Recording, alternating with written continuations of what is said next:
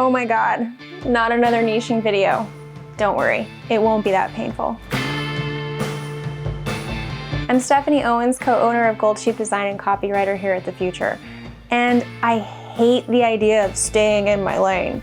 Sounds like someone's yelling at me and pointing their finger. I much prefer to design my own playground, to set the boundaries in which I work. I want to be in control of the types of projects and clients I take on. And that does require some focus. So instead of saying niche, I'm going to say focus, so this is a little easier to swallow.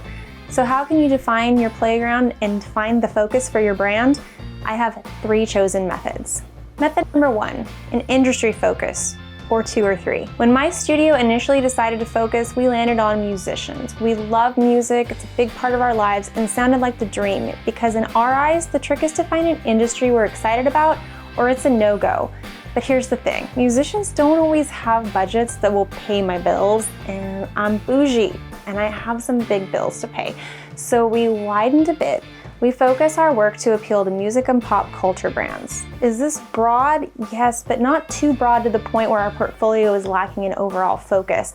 And does it turn off other brands who might be a good fit for our services? No. Case in point, I work with Futur. So case closed on that argument. Moving on. Method number 2, the skill focus. Think about it. If I had major cash to spend and really wanted to impress a date, would you rather go to a fine dining experience with a well-crafted, specialized menu made from world-class ingredients, or an all-you-can-eat buffet where customers are coughing and sneezing on the day-old mac and cheese? I don't even need to answer that question. And it's the same with your portfolio.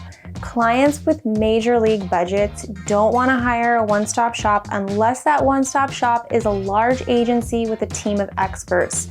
So how can you command top dollar? Develop a healthy obsession with one skill and make it your goal to be so good they can't ignore you. Who knows, those major agencies might even hire you as an expert freelancer. Of course, the more team members you have and the more experience you gain, the more skills you can stack.